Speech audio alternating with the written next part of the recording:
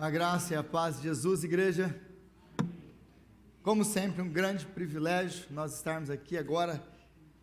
Já cantamos, adoramos o Senhor com as nossas vozes, pela grandeza, pela majestade, por quem Ele é digno. Agora, nós vamos ouvir o Senhor falar conosco através da sua palavra. E eu convido você a abrir a Bíblia comigo, a palavra de Deus comigo, em Marcos, no capítulo 6, nós retomamos de onde nós paramos da última vez, Marcos capítulo 6, a partir do versículo 45, Marcos 6, 45, e essa é a famosa passagem de Jesus andando sobre as águas, Marcos 6, 45, e é um privilégio poder, mais uma vez, trazer a palavra de Deus, e que privilégio é a gente abrir esse livro e poder estudar esse livro. Eu não sei você, mas ter esse livro nas mãos sempre me emociona, é maravilhoso. Marcos capítulo 6, a partir do versículo 45, diz assim a palavra de Deus: Logo em seguida, Jesus insistiu com os discípulos para que entrassem no barco e fossem adiante dele para Betsaída, enquanto ele despedia a multidão. Tendo-a despedido, subiu a um monte para orar. Ao anoitecer, o barco estava no meio do mar, e Jesus se achava sozinho em terra. Ele viu os discípulos remando com dificuldade, porque o vento soprava contra eles. À alta madrugada, Jesus dirigiu-se a eles, andando sobre o mar, e estava já a ponto de passar por eles. Quando o viram andando sobre o mar, pensaram que fosse um fantasma. Então gritaram, pois todos os tinham visto, e ficaram aterrorizados. Mas Jesus imediatamente lhes disse: Coragem, sou eu, não tenham medo. Então subiu no barco para junto deles, e o vento se acalmou. E eles ficaram atônitos, pois não tinham entendido o milagre dos pães. O coração deles estava endurecido. Depois de atravessarem o mar, chegaram a Genezaré e ali amarraram o barco. Logo que desembarcaram, o povo reconheceu Jesus. Eles percorriam toda aquela região e levavam os doentes em macas, para onde ouviam que ele estava. E onde quer que ele fosse, povoados, cidades ou campos, levavam os doentes para as praças, suplicavam-lhe que pudessem pelo menos tocar na borda do seu manto, e todos os que nele tocavam eram curados. Palavra de Deus.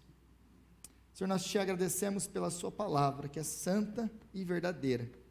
Agora nós clamamos a ti que o Senhor venha nos iluminar a mente, os olhos, o coração, abrir os nossos ouvidos, ó Pai, para que a sua palavra venha entrar nas nossas vidas e transformar a nossa história, e que a tua palavra, ó Pai, ela venha trazer glória para o teu nome, ela venha exaltar o nome de Jesus Cristo, ela venha alimentar o seu povo. É a nossa oração em nome de Jesus hoje, amém e amém.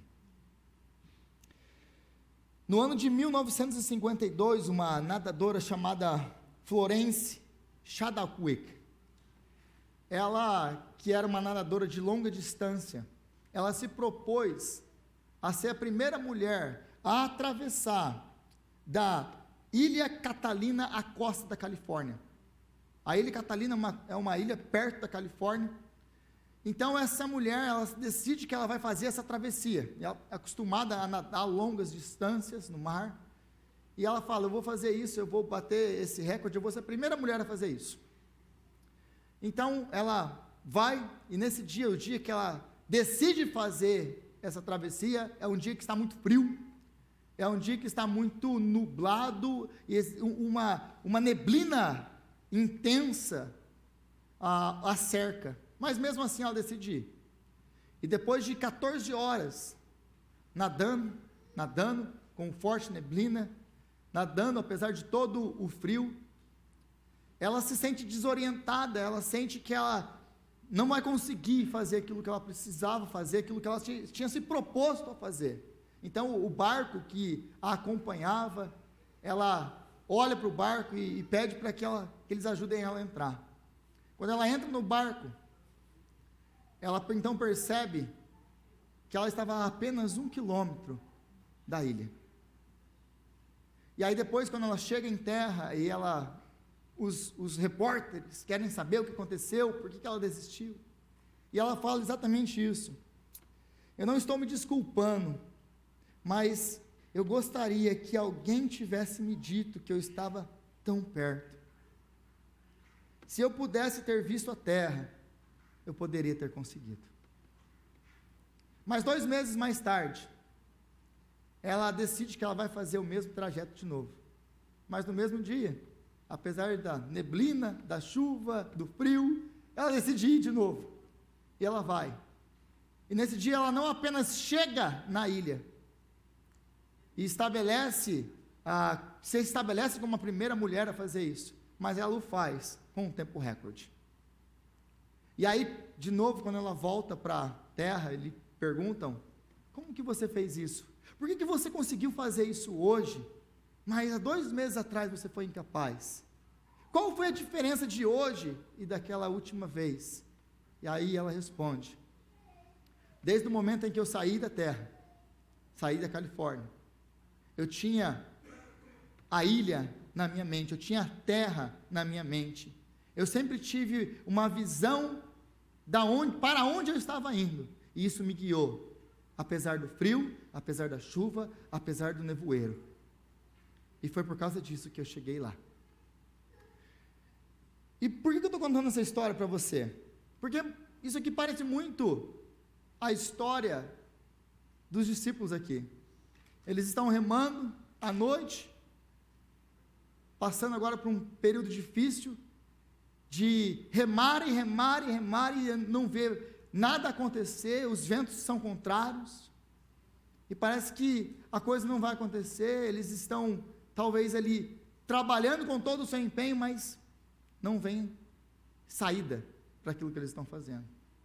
E talvez essa seja o seu momento, a sua vida hoje. Você está aí num momento de remar contra a maré. Você está no meio, talvez, do dia chuvoso, frio, do nevoeiro, e perdeu a visão da terra. E apesar de todo o esforço que você já fez, de tudo que você já colocou, você está talvez ao ponto de desistir. Mas hoje eu queria compartilhar nesse texto com vocês a terra, a pedra angular, que nos faz poder continuar caminhando, apesar das dificuldades. E se você voltar então comigo para o versículo, 45, logo em seguida, Jesus insistiu com os discípulos para que entrassem no barco e fossem adiante dele. Então, logo em seguida do que? Nós falamos há 3 semanas atrás, quando eu preguei sobre o texto da multiplicação dos pães. Ele acabou de multiplicar os pães. E agora que ele acabou de multiplicar os pães, ele insiste para os discípulos: eles vão embora. Porque se você ler e comparar, lembre-se que esse é a multiplicação dos pães, é o único texto que está registrado nos 4 evangelhos. É o único milagre de Jesus registrado nos 4 evangelhos. Se ele está registrado nos 4 evangelhos, é porque ele é muito importante, como nós vimos há 3 semanas atrás. Mas ele insiste para eles que eles vão embora. Por que ele insiste para eles que eles vão embora? Porque eles não querem seus discípulos envolvidos em tudo que vai acontecer depois. O que vai acontecer depois? Eles querem fazer Jesus o quê? Rei. Eles entendem: esse aqui é o Messias, esse aqui é o homem que vai nos tirar da pobreza, esse aqui é o homem que vai libertar Israel. Mas a pobreza que ele veio tirar não é pobreza física, é espiritual. A liberdade que ele veio trazer não é física, é espiritual. Para que um dia ele venha trazer liberdade completa física, mas não é agora. Então ele basicamente expulsa os seus discípulos aí para que eles não entrem nessa jogada.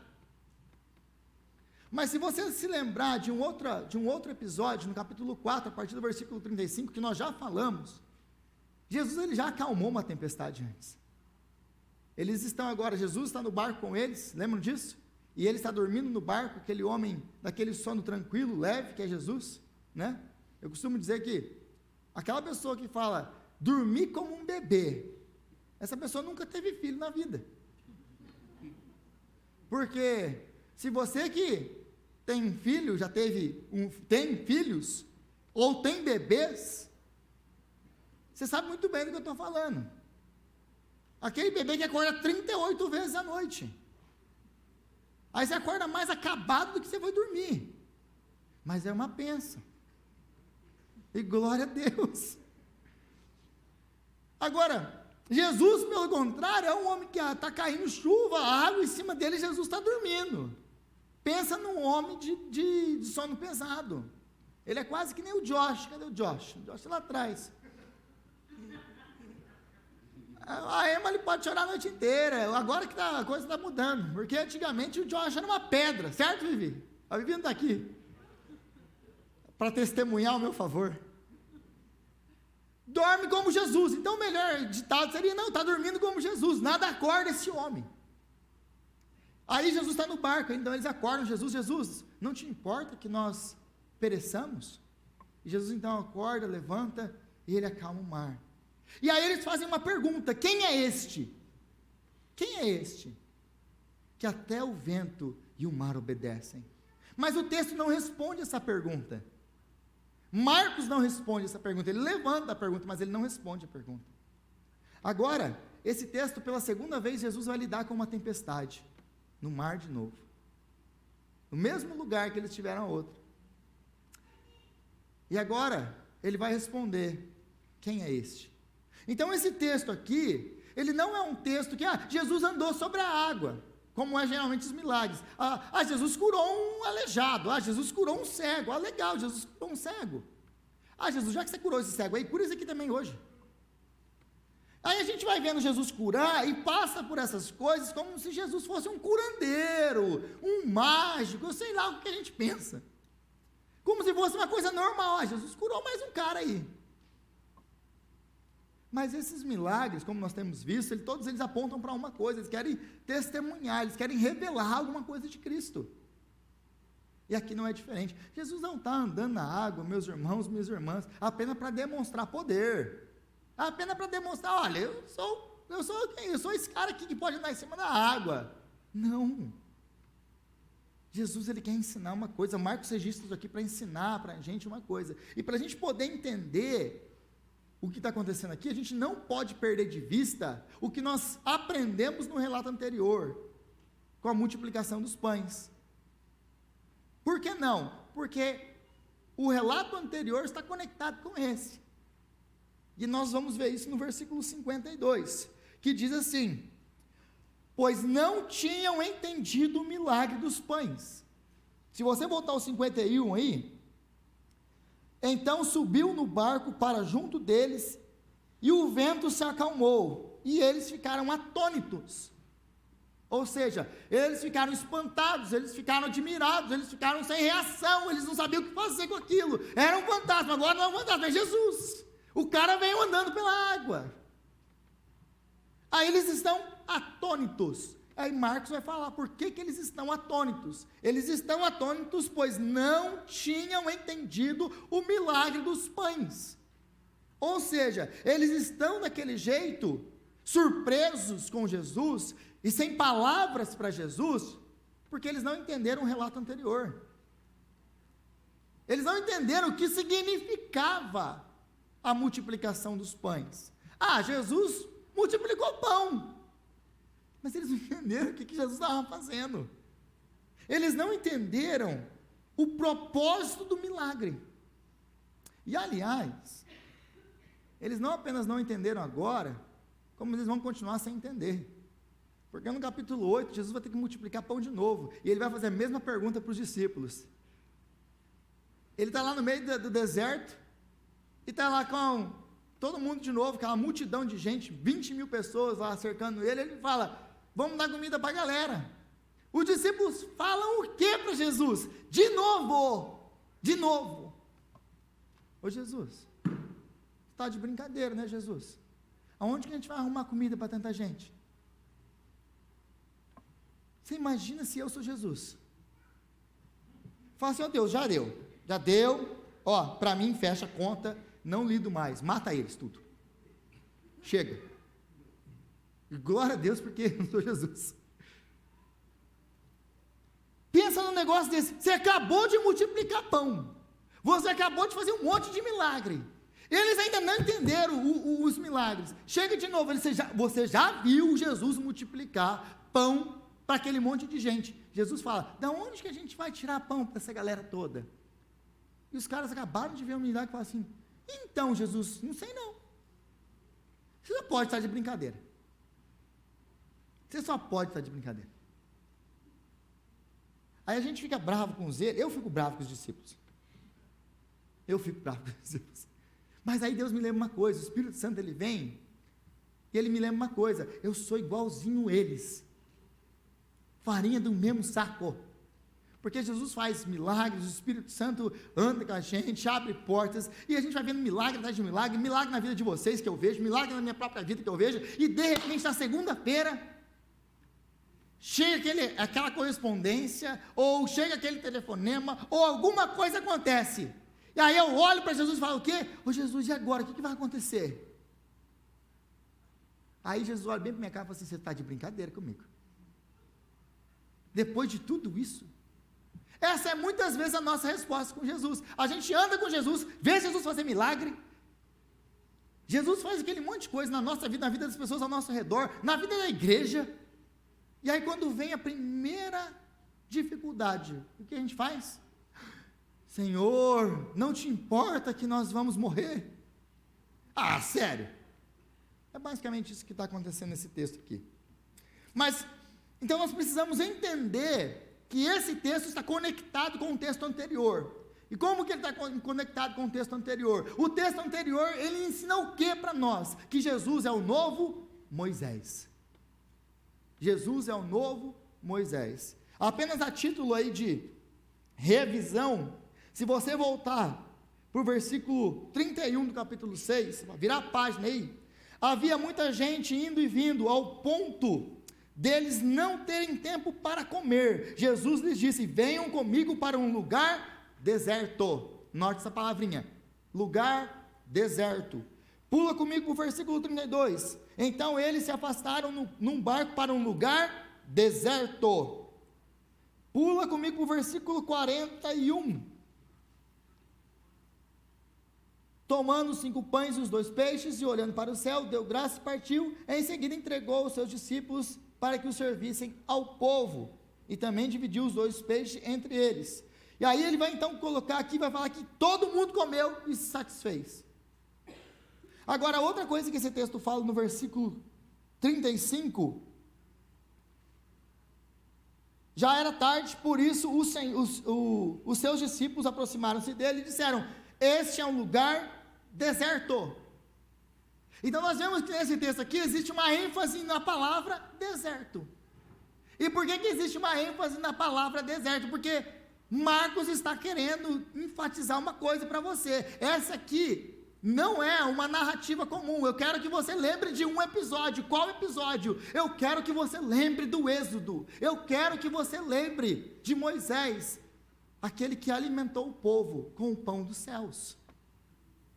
Agora ele quer que você entenda que Jesus é o novo Moisés, aquele que realmente, ele é o pão do céu, porque em João no capítulo 6, ele depois de fazer esse milagre aqui, ele vai falar o quê?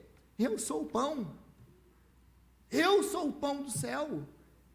O maná representava Jesus. E Moisés faz aquela oração que nós vimos. Senhor, ele faz uma oração pedindo a Deus, e Deus fala assim, vou levantar diante do meu povo um novo profeta como você. Então existia uma expectativa de que um novo Moisés seria levantado. O que Marcos está querendo deixar claro para mim e para você aqui, é que Jesus é esse novo Moisés, esse homem que prega a palavra de Deus, que traz a palavra e ensina a palavra para o povo, que era a função de Moisés, esse homem que guia o povo pelo deserto, esse homem que provê para o povo no deserto, esse homem que dá o pão dos céus para o povo no deserto. É isso que esse texto quer dizer, é por isso que ele multiplica pães, para mostrar que ele é o novo Moisés. Então nós precisamos, para entender essa narrativa, entender toda a história do Êxodo, porque é para isso que Marcos está apontando aqui. Se nós não entendermos essa passagem do Êxodo e a conexão com Moisés aqui, você vai ler esse texto, Jesus andou pela água, legal, qual que é o próximo texto? E passa batido, porque nós não compreendemos o que Marcos está querendo nos ensinar aqui. Agora, versículo 46, tendo-os despedido, subiu ao monte para orar. Por que Marcos, ele para registrar que Jesus subiu ao monte para orar? Porque Jesus é o novo Moisés. O que Moisés tinha que fazer quando ele vai lá com Deus? Ele tinha que subir o monte para estar com Deus, e ele estava com Deus, e Deus falava com Moisés, e então, ele passava 40 dias e 40 noites na presença do Senhor, e o Senhor dá a lei para Moisés, e agora desce lá e ensina o povo a minha lei, assim como Moisés subiu o monte, Jesus sobe o monte, mas não apenas isso, Jesus agora ele anda sobre as águas, versículo 48, ele viu os discípulos remando com dificuldade, porque o vento soprava contra eles, alta madrugada, Jesus dirigiu-se a eles andando sobre o mar, e estava já a ponto de passar por eles. Então, alta madrugada, essa alta madrugada aqui, no original, é na quarta vigia da noite. Os romanos, eles dividiam o tempo em 4 partes, de 3 em 3 horas. Então, a quarta vigia da noite era das 3 da manhã às 6 da manhã. Então, é quase que amanhecendo já. Jesus, então, ele vê o problema ali, a dificuldade dos seus discípulos, e ele vai ao encontro deles, mas ele não vai ao encontro deles de uma maneira assim, estou indo ao encontro deles, ele vai pela água, andando sobre a água, mas Marcos, por que você registrou isso? Para que você entenda uma coisa, quando você chega no Êxodo, o que Deus faz com o Êxodo?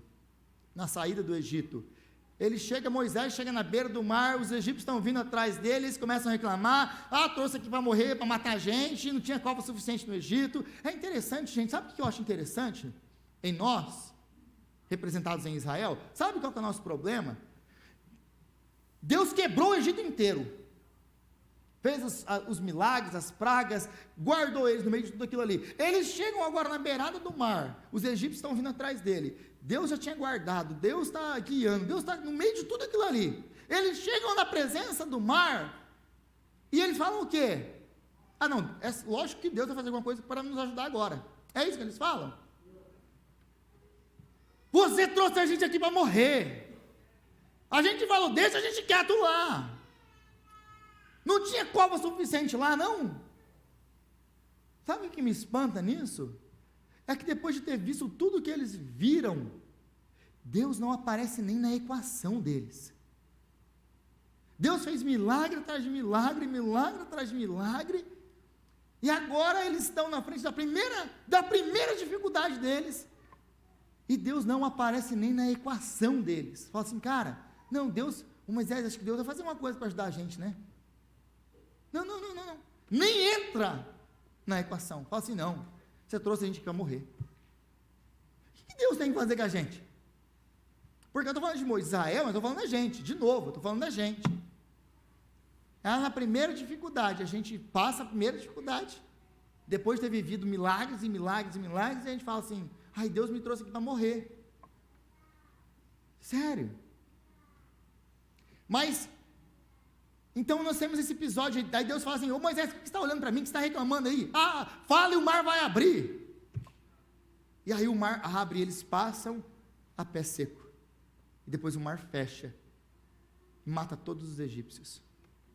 E assim Deus livra Israel. Mas se você abrir o livro de Jó, no capítulo 9, no versículo 8, Jó no capítulo 9, versículo 8, vai falar que Deus é aquele que marcha sobre as ondas. Você entendeu o que Marcos está querendo ensinar para você? É que Jesus é o Senhor do mar, Jesus é o Senhor da tempestade, Jesus é o Senhor, Ele está revelando a divindade de Jesus, Ele é o Senhor que marcha sobre as ondas, porque só Deus marcha sobre as ondas. Agora ele continua, e para mostrar tudo isso, no versículo 50, ele vai dizer o seguinte: depois que passa tudo, que ele chega lá, e os caras estão gritando apavorados, né? Ele diz assim: mas Jesus imediatamente lhes disse: coragem, sou eu. Agora essa palavrinha sou eu, ego eimi, que Marcos usa aqui no grego, quando você lê a tradução grega do Antigo Testamento, a Septuaginta, e você lê o texto do encontro de Moisés com o Senhor na sarça ardente, no capítulo 3 de Êxodo, quando Deus chega para Moisés, e ele pergunta e fala assim: e aí, quem que é? Deus fala o que para Moisés? Ego eimi, eu sou. Então o que Marcos está querendo deixar muito claro aqui? Jesus chega para eles, no momento de aflição deles, e fala o que para eles? Coragem, eu sou. Ele está afirmando a sua divindade, ele está afirmando que ele é o grande eu sou. De novo, se nós não olharmos para esse texto, para essa passagem do Êxodo, para Moisés, essa passagem ela passa desapercebida de nós. Mas ele continua, porque no versículo 48 de novo, ele viu os discípulos remando com dificuldade, porque o vento soprava contra eles. Alta madrugada, Jesus dirigiu-se a eles, andando sobre o mar, e estava já a ponto de passar por eles. E aí existe uma brigaiada no meio dos comentaristas, dos teólogos. Cara, por que Jesus vai passar por eles? Aí eles tentam, e o grego fala isso, e não sei o quê, e é uma confusão violenta. Por quê? Porque não entendeu para onde essa passagem está mostrando. Para onde essa passagem está mostrando? Está mostrando um momento em que Moisés pede para ver a glória de Deus. E se você se lembra dessa passagem, Moisés já tinha visto milagre, e Deus de novo, quebrar todo o Egito lá, fazer os milagres, abrir mar, fazer tudo aquilo que ele tinha feito. Chega um ponto que Moisés não está satisfeito com tudo isso. Moisés pede pede o que para Deus? Deus, eu quero ver a sua glória. É legal esse negócio de ver milagre e tal, top Deus, mas eu quero ver a sua glória. Aí Deus olha bem para ele e fala assim: ô Moisés, não vai rolar, ninguém pode ver a minha glória e continuar vivo, mas eu vou fazer um negócio para você aí. Tem uma fenda na rocha, você entra lá, você se esconde lá, senão você vai morrer. Eu vou cobrir você com a minha mão, eu vou passar por você, eu vou passar por você, e você vai ver um pouco, alguma coisa na minha glória. E é o texto do grande dilema que nós chamamos na teologia, que Deus passa por Moisés declarando: Senhor, Senhor, Deus compassivo e misericordioso, tardio irá, pronto a perdoar, que perdoa até 1000 gerações, mas que não deixa o culpado impune. Então Deus passa declarando quem ele é para Moisés, usando de novo, ego eimi, eu sou, o eu sou. Agora, ele passa por Moisés, para que Moisés pudesse ver alguma coisinha da glória dele, mas ele não pode ver a glória dele, porque ninguém pode ver a face de Deus, a glória de Deus, e continuar vivo. É interessante que nós temos em Isaías, no capítulo 6, a passagem que Isaías vê o trono de Deus e os querubins, os seres mais poderosos de toda a Bíblia. Se você quer saber quais são os seres mais poderosos de toda a Bíblia, são os querubins. Por que os querubins são os seres mais poderosos? Porque eles estão na presença do Santo Deus, e eles não morrem. Tudo que Deus criou, Ele criou para o seu habitat. Ele criou capaz de suportar aquele lugar. O peixe foi criado para a água. O ser humano foi criado para a terra. Os pássaros foram criados para os céus. Os querubins foram criados para a presença de Deus. Mas, apesar de serem criados para a presença de Deus, o texto de Isaías nos diz que eles tinham 6 asas, com 2 voavam, com 2 cobriam o rosto e o corpo, com 2 cobriam os seus pés. E dia e noite declaram: Santo, Santo, Santo é o Senhor, Todo-Poderoso, e toda a terra está cheia da sua glória. Meus irmãos, nesse exato momento, enquanto nós estamos aqui agora, os querubins estão na presença de Deus, declarando: Santo, Santo, Santo. Eles nunca pararam, eles nunca vão parar, eles continuam na presença dEle, agora, enquanto nós estamos aqui. Eu não sei se isso, como que isso reage no seu coração, mas na minha cabeça quase explode. Nós estávamos aqui agora cantando, e apresentando o nosso louvor, falho. O que nós temos para apresentar? E nesse exato momento, enquanto nós ainda falamos, nós estávamos adorando, eles estavam santo, santo, santo. Nós estamos falando ainda, eles estão santo, santo, santo. Você vai para casa hoje, eles vão estar como? Santo, santo, santo. Eles foram criados para aquilo. E eles ficam na presença do Senhor 24 horas, adorando o Senhor, adorando o Senhor, adorando o Senhor, adorando o Senhor. Mas apesar dessa glória, apesar de serem criados para aquilo, o texto nos diz que eles não conseguem contemplar a glória dele, eles se cobrem diante dele, porque eles não são capazes de contemplar a glória, a majestade desse Deus. E é exatamente essa glória que Moisés pede para ver. E Deus fala: meu filho, você não sabe o que você está pedindo. Você não sabe o que você está pedindo. Porque ninguém pode ver a minha glória e continuar vivo. E o que isso tudo tem a ver com esse texto, Rodrigo? Jesus passou por eles. Jesus passou por eles. E o que isso tem a ver? A glória que Moisés não pôde ver, ela foi revelada para você e para mim em Cristo Jesus, o nosso Senhor. Porque o livro de Hebreus, no capítulo 1, no versículo 3, diz que o Filho é o resplendor da glória de Deus, a exata expressão do seu ser. Aquilo que Moisés não pôde ver, foi revelado para você de uma maneira majestosa em Cristo Jesus, o nosso Senhor. Ele é o santo, santo, santo. Aliás, aquele que Isaías vê sentado no trono é Jesus. Aquilo é uma cristofania no Antigo Testamento. É uma revelação de quem é Cristo. Aquele que os anjos se cobriam diante dele e o adoravam, santo, santo, santo. Aquele que aparece para Moisés na sarça é Jesus. Aquele que Moisés tem que se cobrir diante dele é Jesus. Aquele que Moisés não foi capaz de contemplar a face dele é Jesus. Mas para nós, mas agora, em Jesus, nós podemos contemplar a glória de Deus de maneira clara, de maneira visível. Ele se revelou a nós. E não apenas isso, nós contemplamos a glória de Deus e nós continuamos vivos.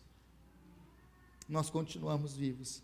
Então, o que foi oculto de Moisés foi revelado a nós. Já pararam para pensar nisso?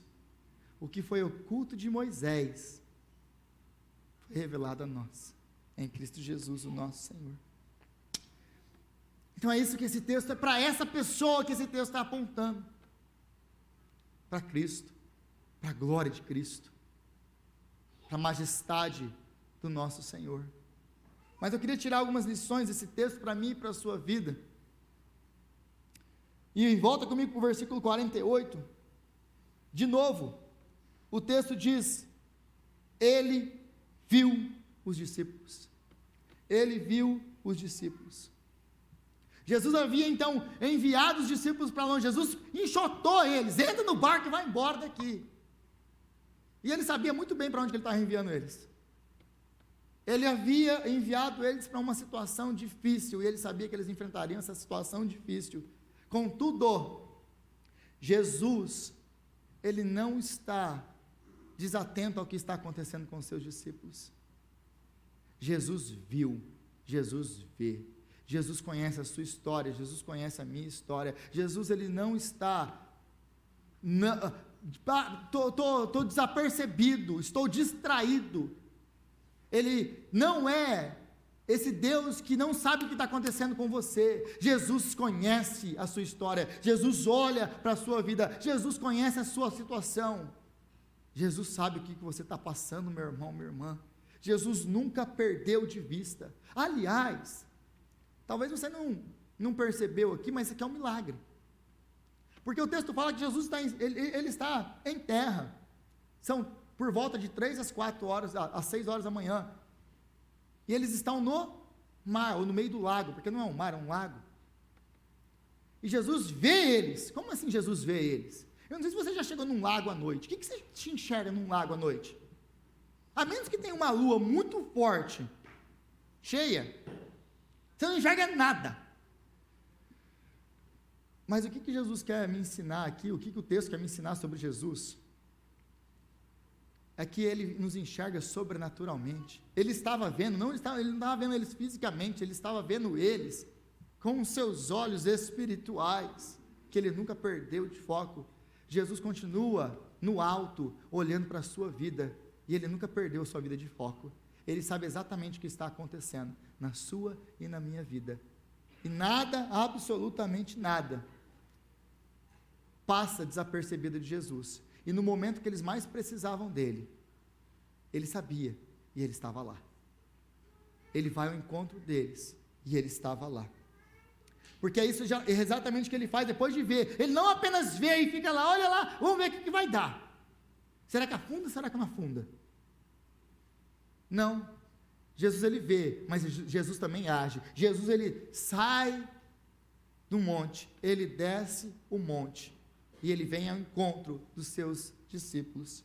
Agora, existe uma mudança de foco aqui no texto, de Jesus para os discípulos, e eu gosto de pensar na situação em que estavam os discípulos, porque os discípulos eles estavam longe de Jesus, eles estavam com medo, passando por um momento de tribulação muito grande, lutando em vão, sem ver nenhum tipo de sucesso. E lembre-se quem são os discípulos: homens experimentados no mar, homens pescadores, homens que nasceram naquela região, que ganhavam o seu pão da pesca, que cresceram enfrentando tempestade no meio do mar de Galileia.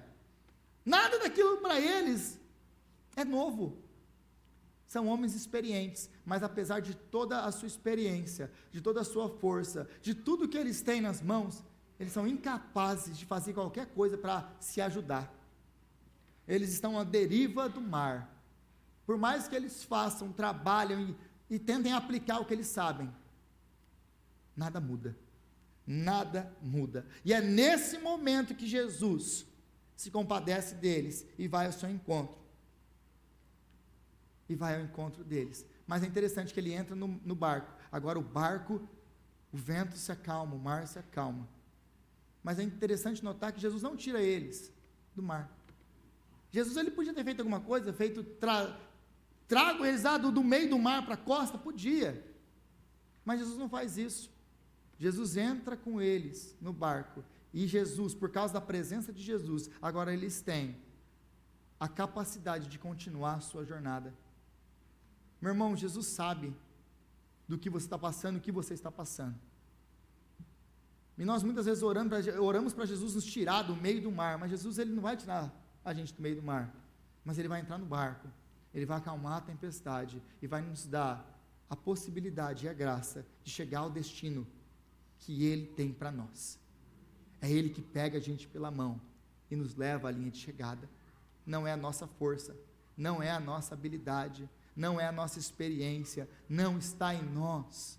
Como o Patrick disse aqui na hora dos dízimos e das ofertas, é graça, é tudo graça nas nossas vidas. Se o Senhor não nos abençoar, a gente não faz nada. Mas Jesus é gracioso e Ele quer nos abençoar. Então Jesus, Ele agora não tira eles, mas dá condição para eles continuar a jornada. A presença de Jesus nos dá a condição para nós continuarmos a jornada e chegarmos aonde Jesus quer que nós cheguemos. Agora é interessante no versículo 49, que eles olham aquele homem, aquele ser, no meio da noite, andando no meio da tempestade, andando na água, Então, qual é a conclusão lógica que eles chegam? É um fantasma. E é lógico que isso é tudo supernatural, né? Não, é um fantasma, uma coisa super tranquila. Então, eles chegam nessa conclusão. É um fantasma. E a reação dos discípulos aqui vai revelar o quê?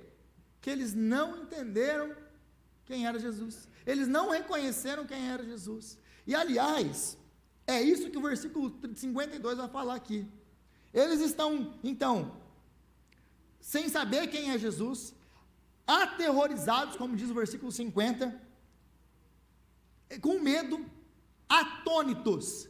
Por que eles estão aterrorizados, com medo e atônitos?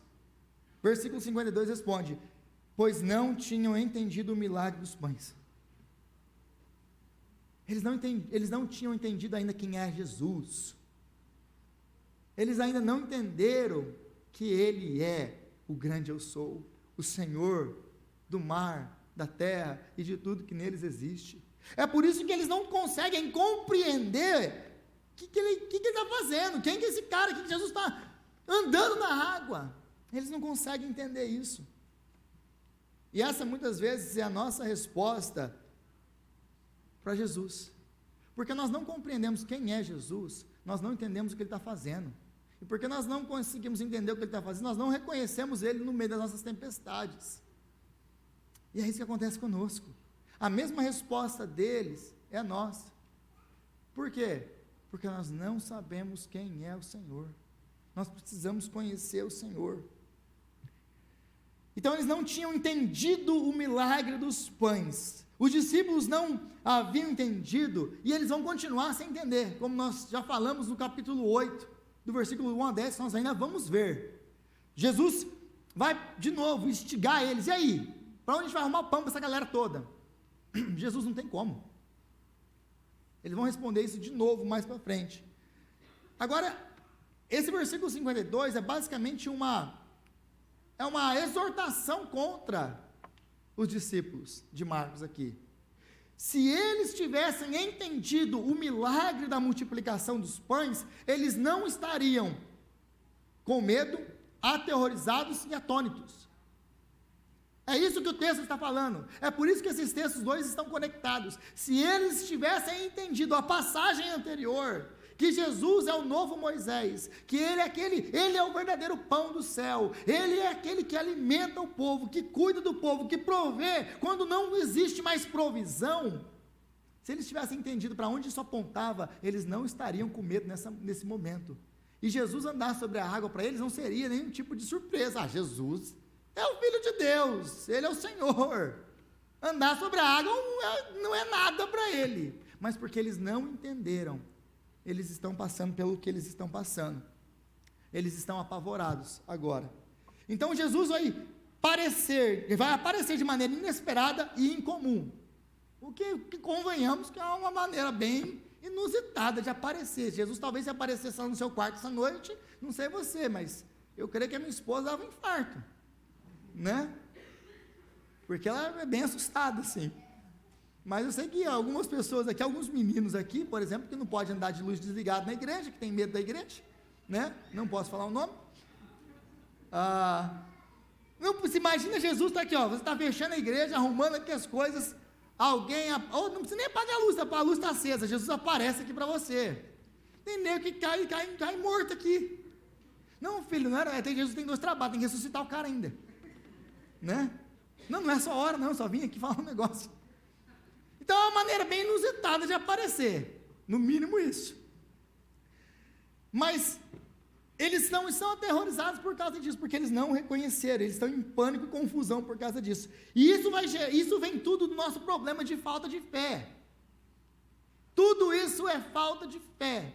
Por que nós temos falta de fé? Da onde vem essa falta de fé? Por que nós somos esses seres que recebem milagres, até o domingo à noite, segunda-feira de manhã, acontece alguma coisa, a gente já está olhando para Deus de novo, e aí, Deus? O Senhor me trouxe aqui para morrer? Por que a gente é assim? Por causa da nossa falta de fé. E qual que é o problema? Da onde que vem a nossa falta de fé? A nossa falta de fé vem de uma raiz comum. Qual é a raiz? quando nós paramos de olhar para a terra, quando nós paramos de olhar para a ilha, quando nós paramos de olhar para a pedra angular, que é Cristo, quando nós paramos de olhar para o grande eu sou, e nós começamos a olhar para as circunstâncias. Porque o relato paralelo desse texto, lá em Mateus, por exemplo, tem um cara que pede para sair do barco e ir até Jesus. É o Pedrão. Pedrão sempre à frente do seu tempo. Aí Pedrão fala: Jesus, se é tu mesmo, deixa eu ir aí. Pois bem, venha. O que acontece com o Pedrão? Anda um pouquinho e já começa a afundar.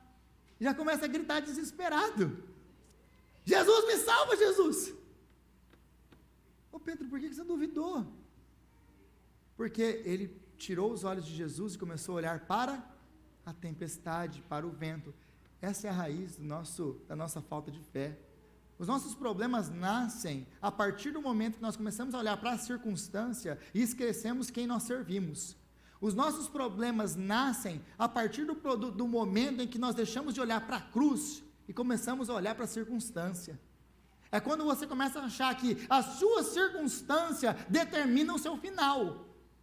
E você esquece que você serve ao Deus Todo-Poderoso que pode mudar qualquer circunstância. Meu irmão, minha irmã, o que é uma circunstância para o Deus que criou todas as coisas? O Deus que com uma palavra criou o universo. Aí você fala assim: não, mas tem esse diagnóstico aqui. Não, mas essa porta está fechada. Aliás, nem tem porta, não tem nem buraco aqui. Aí Deus está olhando para a sua cara e falando assim: mas espera aí. É isso que define a sua vida, o seu futuro, a sua esperança? Esse é o nosso problema. Nós diminuímos Deus e aumentamos as nossas circunstâncias. E aí, meu irmão, minha irmã, a gente vai ter um problema. E a gente não vai conseguir crer em Jesus no meio das nossas dificuldades. Mas para encerrar, eu não sei se você percebeu nesse texto aqui, o que todos os textos dos evangelhos, do Antigo Testamento, do Novo Testamento apontam para uma coisa: para o Evangelho. Para o Evangelho. O Evangelho de Jesus Cristo. Eu quero apontar para vocês alguns elementos que nós encontramos nesse texto aqui e deixar isso muito claro para você, de como que esse texto revela o Evangelho de Jesus Cristo. E como ele é. Nós, como os discípulos, nós fomos retirados da presença de Deus. Nós fomos tirados, lembra? Gênesis capítulo 3, nós fomos expulsos do Éden. Nós estávamos afastados de Deus. Nós estávamos longe do Senhor, vivendo as nossas vidas longe dele. Mas Jesus, ele está com o Pai no alto. E Jesus, ele conhece, lá do alto, ele vê a nossa aflição, a nossa angústia, a nossa incapacidade. Ele vê que nós não podemos nos salvar e vencer as tempestades. Ele sabe que nós não podemos por nós mesmos fazer nada.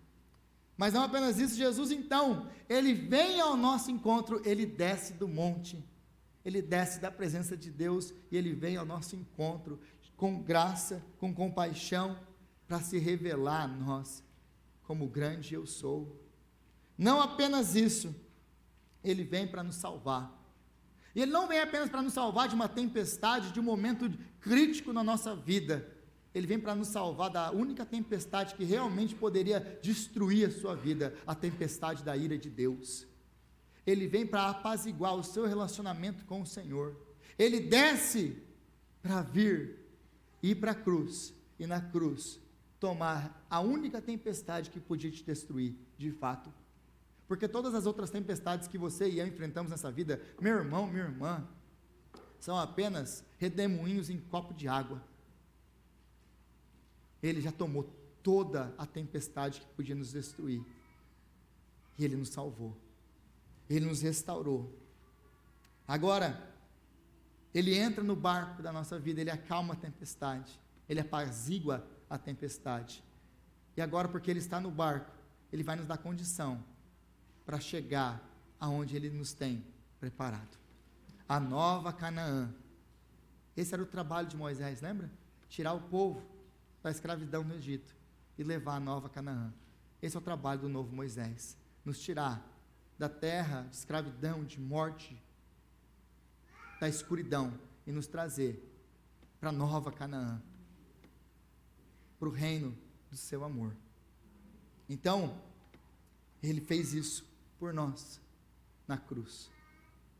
Agora esse texto ele termina dizendo que, a partir do versículo aí 53, depois que eles atravessam, muitas pessoas chegam lá e trazem os doentes, etc, etc. Mas eu amo o texto como ele termina, o último versículo, porque aqui mostra o resultado do Evangelho de Jesus Cristo. Qual é o resultado do Evangelho de Jesus Cristo? E todos os que nele tocavam eram curados. Todos aqueles que vão até Cristo são curados, são transformados, têm vida eterna. Esse é o Evangelho de Jesus. É disso que esse texto está falando, da glória do novo Moisés, o nosso Senhor. Senhor, nós te louvamos pela sua palavra, ó Pai, que é santa, que é viva, que é verdadeira. Oh Deus, como é bom, Senhor, olhar para a sua palavra e aprender da glória de Jesus Cristo revelado nesse texto. Senhor, nós clamamos a Ti, ó Pai, que o Senhor venha nos dar um coração cheio de fé. Que o Senhor venha ter misericórdia de nós, ó Pai, porque nós somos como os discípulos, como Israel, que apesar de verem milagres e mais milagres, nós sempre temos dúvida, nós sempre paramos de olhar para a ilha, de olhar para a terra, de olhar para a cruz, de olhar para a nossa pedra angular, e começamos a olhar para as circunstâncias. E nós te pedimos perdão por isso, porque isso vai tirando os nossos olhos do Senhor e sendo colocado nas circunstâncias, traz dúvida para o nosso coração. E Pai, nós clamamos a Ti que o Senhor venha nos dar graça para poder olhar para a cruz, em todos os momentos, especialmente nos momentos de dificuldade que nós passamos, porque nós sabemos aquilo que o Senhor Jesus nos prometeu, que Ele estaria conosco todos os dias até a consumação dos séculos. Então, Pai, nos momentos de dificuldade, de escuridão, que o Senhor venha nos lembrar que Jesus está no barco, e Ele vai fazer a gente chegar aonde o Senhor quer que nós cheguemos. Então nós te louvamos, ó Pai, pela sua palavra, e pedimos graça para caminhar com fé, para reconhecer Jesus no meio das nossas tempestades, e não desviar os nossos olhos dele. É a nossa oração em nome de Jesus, o nosso Senhor. Amém. Amém.